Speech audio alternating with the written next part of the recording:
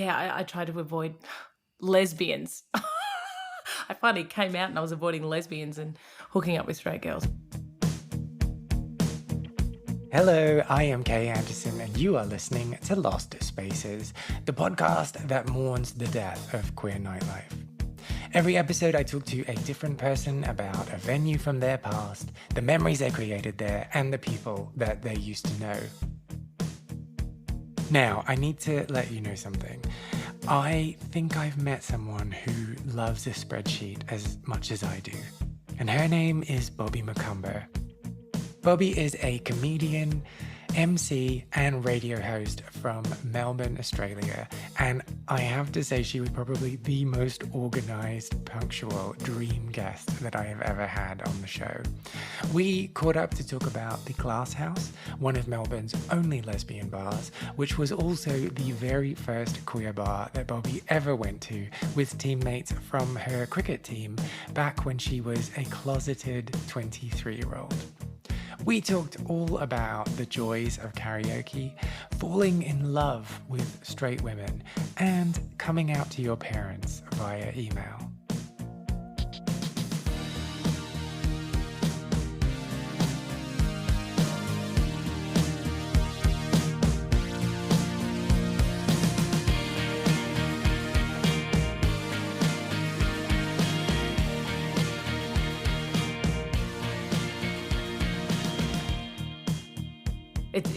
It's funny you think that the world is going to end when you come out and you're going to lose all of these friends. I didn't lose any friends. If anything, I got closer with so many of them because I was able to be my true self and open up. But of course, you don't realise that until you do it. Yeah, it's a weird thing, isn't it? The planning for this disaster that's going to happen. Like, yeah. Right, so my family's not going to want to talk to me anymore, so I'm going to have to make sure that I've got like living arrangements, everything in place. I'm not going to have any friends. I'm going to have to make new friends. I'm going to have to figure out where to go and find them. Yeah. And like all these, and then it's kind of a bit of a letdown when no one's upset, right? I know that's not everyone's circumstance, but yeah. No. And, you know, it was definitely harder to tell my parents. So I came out to them via email when I was living overseas because I tried to do it. I know. I BCC'd my brothers into the email so that they could deal with it. Did you use any like emojis or GIFs or anything in the email? No. What was the subject line as well? Was it something really dramatic, like something I have to tell you, ... I know. Someone asked me this recently and I cannot for the life of me think of what it was. Yeah, I reckon I actually went back and looked through my emails because I was interested to see what the email said and what it was. And I just remember reading it. I'm talking, I don't know, 5 or 7 years ago from now. And I just got so emotional again. I just went through the whole thing again, reading it, thinking what I was thinking at the time. And I think I'd had a couple of wines as well. And I was like, oh my God, poor me. And so I haven't looked back. And someone asked me what the title was. And I was like, I don't know. And I can't look back at it. Yeah, but it was a letter. I attached a letter and I remember explaining, because my mum actually asked me a couple of times. She's like, you and your friend Mon, what's going on there? I'm just like, and Mon was my straightest friend ever. I'm just like, she's like my best mate. She's like, you guys hang around a lot. Like, where's Mon? Why doesn't she have a boyfriend? I'm like, she does. She does have a boyfriend. She's like, I've never seen him. I'm like, Ma. So I had to confirm in the email that Mon wasn't my partner, but I was in fact gay. But my mother reacted as I thought she would, and that's honestly why I didn't tell them to their face. I just couldn't bear to see her be upset. And so she didn't talk to me for about 3 months. My dad was good. So he would talk to me because I was living overseas at the time. I was living in Samoa, a Pacific island, one of many where it's illegal to be gay, even to this day. So I remember my dad saying on the phone, he's just like, oh, we love you. Thanks for letting us know. Just don't tell anyone there. And I said, excuse me. And he's like, oh, because, they don't. I know what it's like, Dad. I'm well aware of the culture that I'm in and my life. I don't need you to tell me to not tell people. I haven't told people my whole life. I'm just telling you. So, that's hard, isn't it, when your parents go into practical mode? Yeah. Yeah. As though I didn't know how to handle. Yeah. Yeah. All you need to say is, you love me. And he did, to be fair. He did say that. He actually said, we love you. I was like, okay. Is Mum there? He's like, oh, she's busy at the moment. I'm like, yeah, right. She's been busy for bloody 3 months. But I did come home for a friend's wedding and I stayed with my parents for a couple of nights. Mum and Dad, they were like, stay with us. I was like, I'm staying with Mon. Nothing has happened. I was staying with my friend Mon. But they were like, stay with us. And I was just trying to avoid Mum. But she was really trying to get my attention. But she hadn't spoken to me in 3 months. I was like, I don't want to. I don't want to. I don't want to go through this if you haven't spoken to me. But she sat me down. She's just like, oh, I just wanted to talk to you. And it was just us two home. I was like, God, where is Dad? He was on his way home from work or something. And I was just like, God, get me out of here. And she said, I just want to apologize for my reaction for when, you sent your email. I didn't know how to react. Mum's dad was a pastor at a church and she's like, this is my upbringing and in Kiribati, it's illegal. And although, everyone else, I had a cousin that was gay and Mum and Dad were amazing. Mum was so good. So I was just, torn. But, and she said, she was like, I'm was fine with Richard but when it was you, I just didn't know how to handle it. And then she said, she goes, but, I put the TV on and Ellen was on TV. And I said, yes. And she said, and Ellen is, she's the lesbian. I said, yes, Ma, I know she's lesbian. She said, yeah. She's like, I didn't realise. And I watch her every day. And she makes me laugh every day. I love Ellen. I said, yeah. And she said, and you're a lesbian. You make me laugh. I love you. And she gave me a hug. And I kid you not, I laughed and I cried. And it was, I get emotional thinking about that. Oh, that's amazing that she sat you down and had that conversation with you rather than just like, oh, let's pretend everything's back to normal. Completely. And I thought she might be like that, but I thought it would be either pretend nothing happened or we just wouldn't be as close as we were. But just like all the other relationships, I think it was so much better for it. Yeah. In every way. She proved me wrong, which was great. Yeah, that's wonderful. Just as a side note, given everything that's happened in the last few years, how do you feel about being compared to Ellen?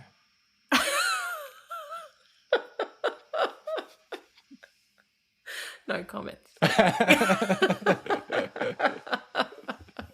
To be fair, I think Mum passed away before that stuff happened 33 years ago, so she can't be held accountable either.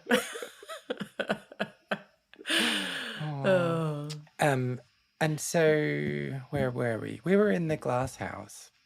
Yeah. When did you first go to the Glasshouse? Yeah, I was thinking about this before, and I think I was about 2003. So I was probably around, 22, something like that. So I was still in the closet when I first went to the Glasshouse. I knew of the Glasshouse because a bunch of women from my cricket team were going. And so I was there with a couple of my other closeted mates who, we're all out now, married, kids, whatever. But at the time, we were all, about 20, 22, something like that. And we were... Sorry, just to interject. Yeah. From everyone on your cricket team, how many were straight? Um, when I played, it probably hasn't changed too much. I would say it would be 50-50. Oh, okay. Oh, that's much Yeah. higher than I thought it would be. Yeah. No, no, no. Yeah. So it's about 50-50. I think that's probably close across the board with women's football as well, from my experience. Okay. Yeah. Probably about 50-50. Maybe even when I first started playing cricket, it might have been a little bit higher. So maybe 60% lesbians or gay. So what's happened to them? What do you mean? Well, how did it go What? down? Where did they go? You know how it went down? I think back in the day when I first started playing, when I was playing cricket and everything, there was so much, um, what's the word? It was very stereotypical. Everyone thought lesbians played cricket, and that actually deterred a lot of young girls and women from playing the sport. I remember, like, when I was 14 years old, I made a Victorian cricket team. I was wrapped. I loved this game. I loved everything about it. I was 14, so I didn't fully know my sexuality or whatnot. And I was at Christmas, family Christmas, and my auntie said, when like Dad said, Bobby made the Victorian team and whatnot, and like the whole family were wrapped. But one of my aunties said, she goes, I'll make sure she doesn't turn into one of those lesbians. And I was like 14. And then a couple of the adults laughed, and my dad kind of shut it off, but they didn't tell him off. He just talked about something else. And I was 14 years old. And so I know a lot of young girls wouldn't play because they didn't want to be called lesbians. Wow. It was Yeah. huge. And I do think the numbers have gone down with it because women's football and cricket, both of them are now more professional. There's so many more leagues out there. There's not this stereotype that women hide and play this sport because it's a men's game. So there would be a lot of LGBTQ plus women or people that would come and play cricket. It was a safe community for Yes, queer people as well.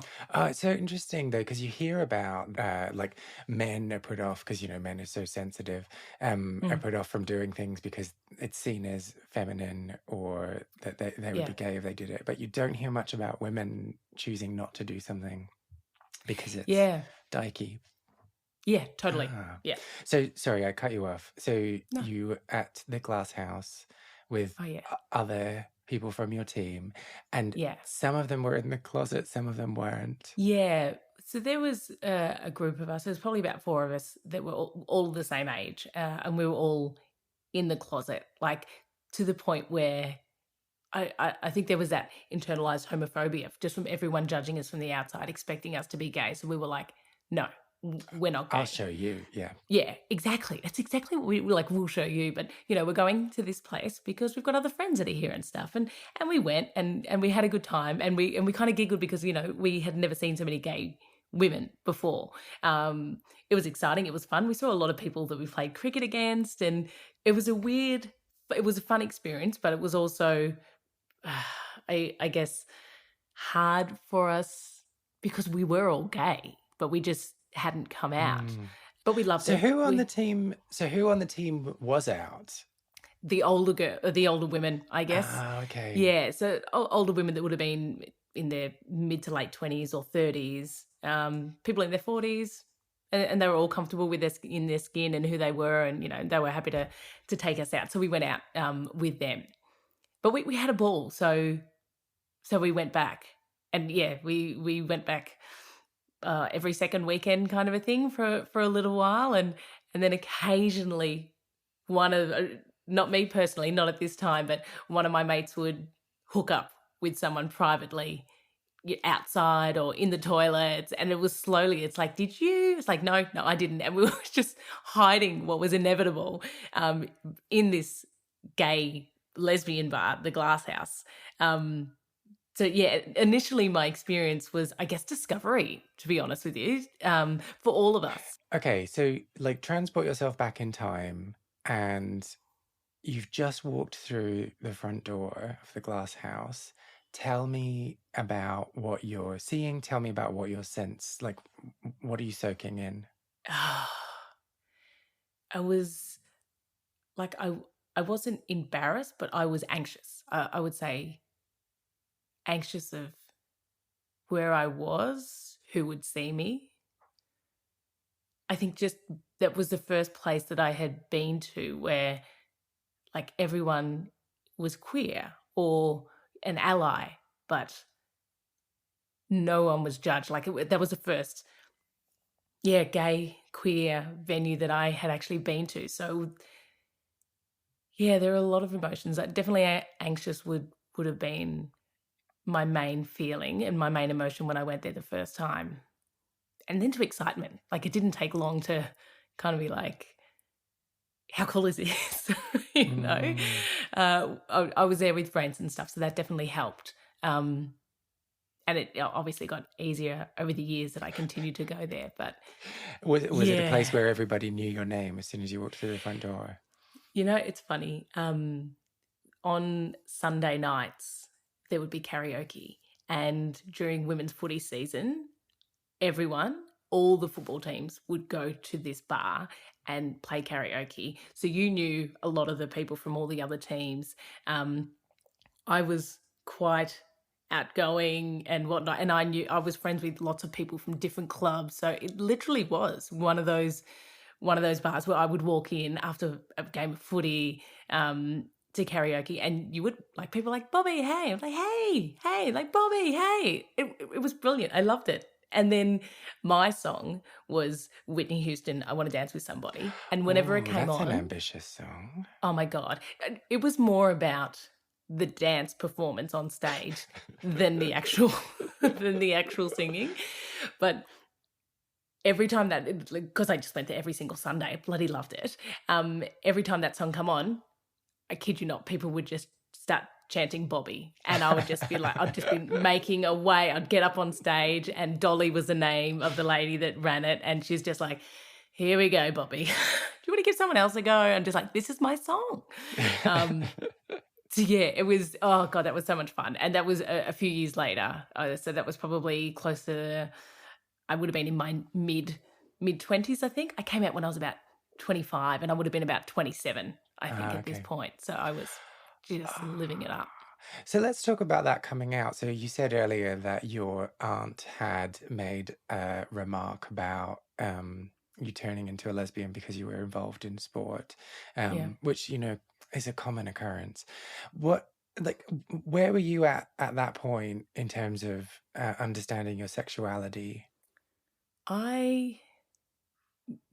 Honestly, when people ask when did I know I was gay, I was 5 years old. I kid you not. Wow. I remember having a crush on Carly, who was in my class in grade prep.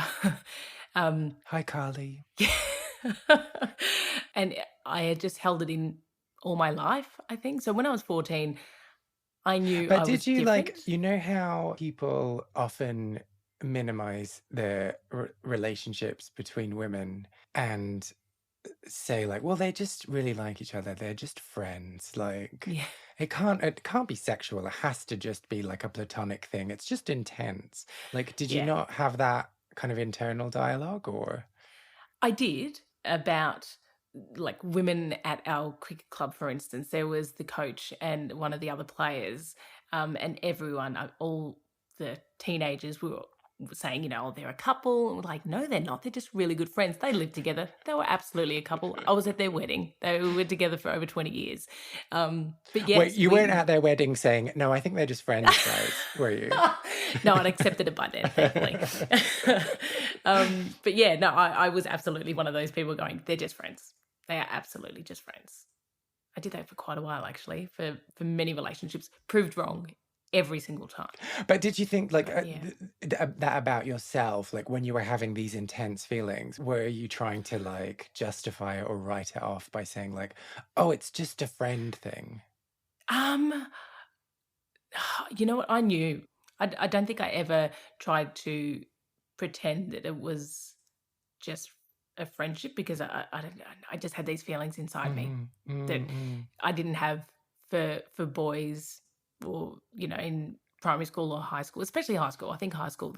So when I was 14 to 17, I really knew. But then that was when I was also getting all these comments. So I just try to block it out, I think. I didn't pretend that this is just an intense relationship. I knew that I was very attracted to girls in school or famous women that I see on TV, but I just... Oh, like who? Who were your celebrity crushes at the time? Oh, Shannon Doherty from Beverly Hills 90210. Oh my God, madly in love with her. But you know what? I had a poster of bloody Luke Perry on my wall just because I was trying to convince everyone that I didn't bloody... Yeah. But no, Shannon Doherty, I loved her. And so then this, like you said about like just kind of ignoring it or just kind of... Was that about like just pushing it down and not thinking about your sexuality or thinking about like ever acting upon it? Or was it something else? Well, to be honest with you, I think it was shame. I was embarrassed. So I did just block it out and hope that I might find men attractive. Oh God. And I went through some painful situations to try to convince myself that I wasn't gay, up until my early 20s. I just, really struggled with coming out, I think. And, it's interesting just being around such open, queer-friendly environments, yet it just had the opposite effect because of the perception of the queer community. Not the queer community themselves. They were wonderful. Okay. But it was everyone around it, whether it be, society, family members, things that like I would run the boundary for my brother's footy teams at country football, and just the homophobic slurs that would come out to the players, to the men that were playing. And I would, like, running as a teenager, just hearing all of this stuff. There was just a lot of negativity around it that I guess, made me feel shame. Yeah. And not wanting to be associated. Yeah. And so, like, going to Glasshouse the first time when you were 22, 23, and then coming out at 25, like, there's a bit of a gap there. There's a 2-year gap there. Yeah. What, when you say coming out, is that just, like, coming out to everyone rather than coming out to yourself? Yeah. When I say I came out at 25, that was when I came out to my family. So that was when I could fully be who I wanted to be. When I was maybe a year earlier, I might have come out to friends. So my close friends knew. And I had partners, from probably 25. I think I was with someone at the time, and that really made me want to share it with my family. Like, my brothers were in relationships and their partners would come to family things. And in my mind, I was just like, oh, maybe my family don't have to know about my partner, and that's okay. That's just one small part of life. I can live with that. Oh my God, of course I can't live with that at all. But at the time I thought I could. So coming out when I was 25 was when I came out fully, and my parents knew, and that meant that it didn't matter who knew. I think before that I was like, I had to be careful who I told because I didn't want my parents to find out. I didn't want this person to know. And but from 25 onwards, out and proud. And I think I'm getting prouder and prouder as the years go on. But that sounds really exhausting. So were you like, oh, I can't be seen on this road with this person because then if someone drives past and sees me, then they're going to know, and then it's going to get back to my parents. And then if I buy this kind of drink at this bar, someone's going to know. I think, my teammates knew, people within my footy team, my cricket team, and like I said, my brothers, I told my brothers beforehand, and they were wonderful and great. But I think I had a year or two before actually coming out to my parents, thinking that it would be fine. But once I did come out, it wasn't great at first, but in the long run, the greatest thing that I ever did. And of course, you look back, hindsight, it's just like, probably should have done it earlier, but I guess I had to discover all of that stuff myself. So yeah, absolutely. Yeah. And one of the unique situations, I suppose, that you were in was that you were surrounded by queer women. You you had examples in your life of people who were out and proud and just kind of getting on with things. You've kind of alluded to the fact before that that kind of hindered you in a way. I think what made me uncomfortable was not so much them, it was how people reacted to them that made me uncomfortable. For example, there was a couple within my cricket team, and they were openly affectionate. And I mean, they were a couple, they can do what they want to do. And then just being around, I remember we had a cricket game, so we were all playing at home and we were all together. And they were just, yeah, they were affectionate and they were fine. I'm trying to say it's okay. Of course it's okay. But my feelings, I'm feeling what I was feeling at the time. I was so uncomfortable with what people walking past would think. So hang on. Was it, I have no problem with them, but do they have to do it in front of me? The reason I didn't want them to do it in front of me was because I thought other people could see it and then they would think that that was me, which it was. So I think I was just so insecure about anyone finding out about me. I didn't want people to be gay around me because then they'll be like, oh, well, you're one of them. Like, no, I'm not. so insane. And I'm not open-minded enough to have lesbian friends. Yes, exactly. Oh, God. Yeah, those were my teenage years. There's something that it's easy to romanticize about when looking back, like that kind of turmoil, that excitement that you had just with absolutely anything that happened. You'd be conflicted and I'm just so stressed. Like, my God, just chill out. No one cares. And that's the biggest, like, no one cares.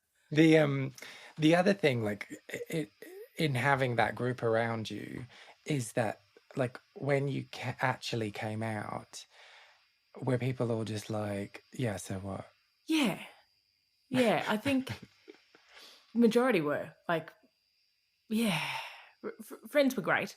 I think I had a couple of friends that were just like, made it about them and like, well, why didn't you tell me?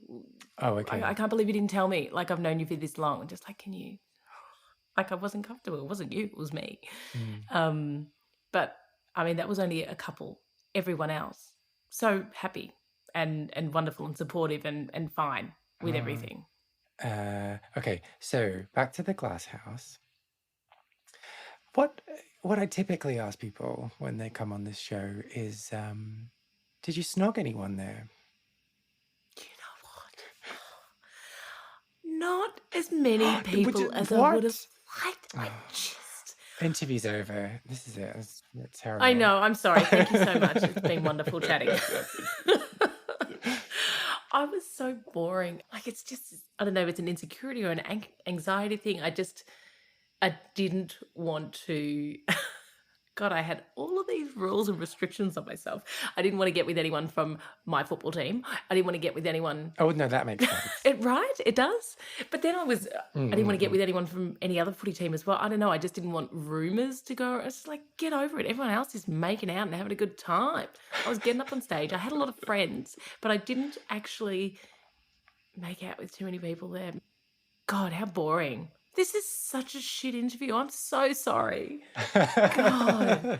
But so you're telling me that every week you did karaoke, you got up on stage, you sang I Want to Dance with Somebody. Then you got off stage and no one was like, I want a piece of you. Well, not all the time. Maybe the dancing entertained them, made them laugh as opposed to be attracted. But, there were a couple. But I don't know. I don't know why. I'm really annoyed at myself, to be honest, that I don't have a better answer for this and that I didn't behave better. But to be honest, I think I still had a guard up for the first few years. I think it was after the Glasshouse bloody closed that I just went all out lesbian, on dates, public displays of affection, crazy, comfortable. I think maybe I wasn't as comfortable as I may have said. So without projecting any stereotypes on you, were you then a serial monogamist? Oh my God, I was. Oh my God, I'm absolutely... Yeah, and I think my first, and you know what I did as well, which is, I dated straight women. So relationships would last 6 months. Straight women or women that have just come out, but then weren't sure Yeah, yeah. and went back and stuff. So that my first 4 relationships were with, well, my first 3 were straight women. Um, Next one after that was, yeah, in between, but Let's talk about that. So, okay. was it like was that part of the appeal? I liked that they weren't from my sporting teams. But there. I mean, just to play devil's Mhm. advocate, there's probably quite a fair few lesbians that weren't on your sporting teams Yes, in Melbourne. yes. You're right. You're right. Yeah, I think my first few girlfriends were friends of friends outside of my queer community that I knew, which was a lot of my sporting teams. I don't know. I just didn't, for some reason, I didn't delve in and enjoy myself Hmm. as much as I probably could have. And then, yeah, I tried to avoid lesbians. I finally came out and I was avoiding lesbians and hooking up with straight girls, Was but that part of the internalized homophobia? I don't know. I never thought about this. I kind of Ah, look back and okay. laughed about it, but now that we're going through everything chronologically, absolutely it is. That was another part of it. Um, But it wasn't like a thrill. It wasn't like oh, maybe I can turn them. Maybe I'm that powerful. you know, that's it was the other way around. So it was them hitting on me. I didn't think it at all. Ah, So it was, I guess, straight women that had been at gay clubs or friends of friends and might have been attracted to me, my personality and fun and whatever else, and just see everyone having fun around me. They're like, oh yeah, I could do this. And no, no, not for more than 6 months anyway. So yeah, I didn't really. Yeah, I didn't at all. I don't think I ever went chasing straight women. I just happened to date a few. you just that's interesting. I wonder then if there was something about you that was especially appealing to Yeah. them. You know, I had a lot of fun. I was definitely life of the party. So if anything, it might have just been that. And that's fun for a little while. Then, you have to realize your sexuality. And is it like super boring dating straight people? Because like I mean I haven't done it, but I always just imagine like everything would be like would feel as though you were coercing them into things. Coercing. I thought you were going to say teaching them. Jesus, coercing them. No, not to, no, but like, because they're bringing all of their like, oh, I'm not sure. So it seems as though you'd be like, oh, come on, it's just head. Yeah. It's just making out. Like, just do it. But you were I teaching them. You were think, leading the way. which, well, that's how I like to see it. I think at first, yeah. And I didn't mind that. I thought that was fun. But I remember getting to a point and I was just like, oh my, I am not dating a straight woman ever again. Or anyone that is unsure that yeah, I must have been in my 30s or, yeah. It took you to your 30s to get to this Oh my God, conclusion. right? I know. This has been such a journey. I've actually only enjoyed the last 5 years of my life. No, I think, but definitely my sexuality. I think I've been comfortable from 30 onwards. I came out at 25, but I was still having issues dating straight women and whatever. But yeah, I think honestly, from 30 onwards, so the last 9 years, I've been so comfortable in my skin and I've dated gay women, which is great. Who know what they're doing. Exactly. Oh, yeah. Yeah, my fiance. So we're getting married in December. She is Oh. bisexual. Prior to that, yeah, my ex was gay, and like she knew she was gay. So and both just very comfortable in their skin. So that definitely made a big difference. Oh yeah, that makes a huge difference. Yeah. Because yeah, the whole other thing, I guess I just went straight to sex because that's how my mind works. But the whole other thing I hadn't thought about in terms of dating a straight woman is all of the navigation of like social politics and keeping it on the DL and Yeah. acting a certain way in public and then a certain way in private and all of that messiness. Yeah. It's a bit of a head fuck. It is. It's exhausting, especially when you've gone through it all beforehand. It's just like, oh, really? Now I have to hold your hand through this? So, yeah, it was nice to be in a relationship with someone who knew who they were and were comfortable. And like I said, myself included. Yeah. I haven't dated straight people, but I've dated like people that are in the closet or like are kind of still knee deep in shame. And that whole thing, it's so invalidating. It's so like difficult not to take it personally, even though it's not about you. Yeah. It's someone saying to you, like, I don't want to be seen with you in public. I don't want people to know about us. And there's so much that triggers for you Yeah. that there's just no way that you can depersonalize it. Yeah. Yeah, absolutely. And I definitely went through that with at least two of my early partners where I'd already had all of this shame on myself. I don't need someone else to put it on me now as well. Mm-mm. Yeah, I definitely got confused. I confused lust with love when I was younger. God, the things that I thought was love. I mean, like anything, you look back and what an idiot. But I mean, and all this confusing lust with love, and you didn't even pass anyone in the Glasshouse. I know. Anyway, so Glasshouse. Sorry, taking us off.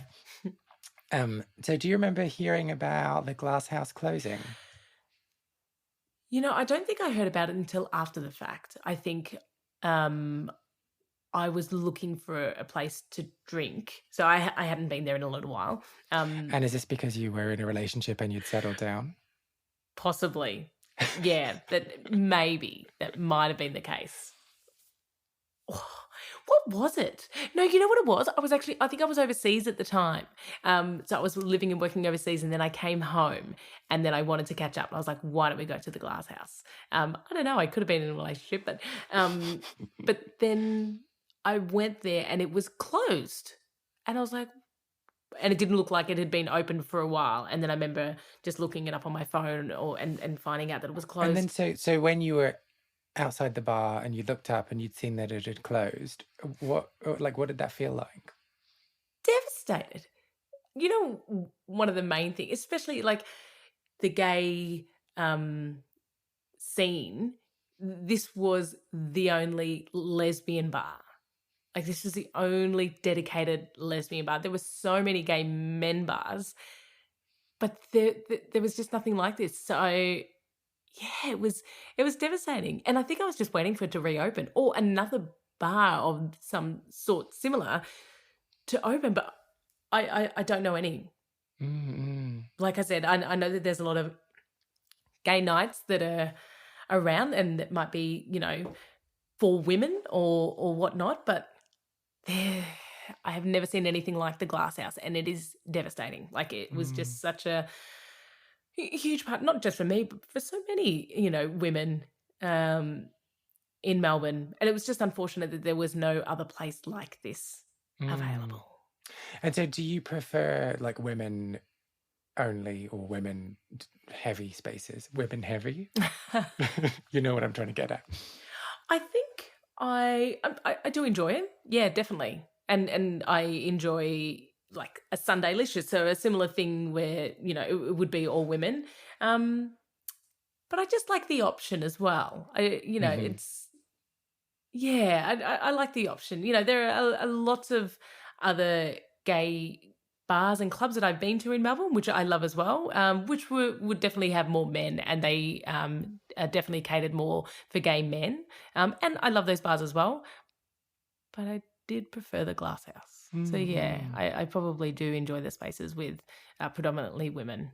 And have you sang I Want to Dance with Somebody in other venues?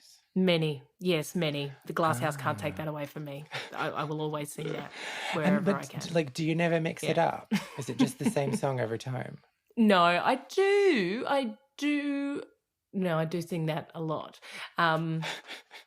I'll do a duet. You know what? That's actually the only song that I do. If someone says, "Do you want to sing this song with me?" I'll jump up and I'll do another song. Push It, Salt and Pepper. I do that as well. But once again, I think I'm all about the dance when it comes to karaoke. I sing a little bit, but it's just about dancing that I really enjoy. I did karaoke at my sister-in-law's hens in South Australia when they had restrictions. So security, when I was on stage singing, there was a no dancing policy, which is unbelievable, but they have no dance floors open. It's like Footloose. In certain states. Right. But when you're on stage, I mean, it's just given, like, everyone knows that you can dance on stage. Anyway, I was dancing on stage and the security said on the microphone, "No dancing on stage," like interrupted my Whitney Houston with no dancing. I was just like, "Excuse me?" And he said, "No dancing on stage. It's illegal in this state." I was like, "You can get fucked." And I just kept dancing and thankfully he didn't kick me out. Had a bit of a laugh. Not him, but everyone else did. But I couldn't believe it. What is karaoke without dancing? Anyway, I kept dancing. But also, like, how do you define dancing? Like, what if you're just kind of shimmying? Is that dancing? Oh, yeah. I mean, I wasn't shimmering. If there was, I mean, I was the definition of dance. I mean, there was no mistaking what I was doing on that stage. You were a competition winner, yeah. That was my aim. And so what did the Glasshouse teach you about yourself? You know, it was a first for me in so many ways. Like, first gay bar that I went to when I was first discovering who I am. It was one of the first venues that I did stand-up comedy, which I love and got to perform alongside so many amazing comedians. And it was the first time that, you know, my parents, I'd been to a bar with my parents because they came to a comedy show. Like, I think it just had a lot of big moments in my life, like for coming out, for performing, family, all of that. I mean, who would have thought career, family, and coming would all be a part of the Glasshouse? But for me, it is. I had such big, wonderful moments in that space. And I think I definitely grew over the years with each of those experiences. I just had so many really cool, positive experiences happen to me in the Glasshouse. So it's, a lot of good memories, I think, for me. Definitely. And if you could go back in time and have a conversation with that 22, 23-year-old Bobby who's just showing up at the Glasshouse for the very first time, other than pash more women, what advice would you give her? Yes. Just relax. No one cares that you're gay. Like, you're surrounded by gay people. Just chill the fuck out. Be more gay. Yeah. Have a good time. I mean, be more gay. Kiss the women. For Christ's sake, get out of the corner and have some fun. Do you have any memories of the Glasshouse or clubbing from your own queer scene that you want to share? Well, if you do, please get in touch. I want to create the biggest online record of people's memories and stories. Go to lostspacespodcast.com and find the section Share a Lost Space and tell me all about what you got up to. You can also find me on Facebook, Instagram, and Twitter as Lost Spaces Pod. Find out more about Bobby at her website, bobbymccumber.com, and follow her on Twitter at bobbymccumber and Instagram at bobby_Mccumber. Lost Spaces is not only a podcast, but a concept record as well. I have been writing songs about queer venues and the people who used to live their lives there, and will be releasing songs over the next year. You can hear the first single, Well Grown Boys, which is also playing underneath my talking right now, on all good streaming platforms. If you liked this episode, I would really appreciate if you subscribed, left a review on your podcast platform, or just told people who you think might be interested in giving it a little listen too. I am Kay Anderson, and you have been listening to Lost Spaces.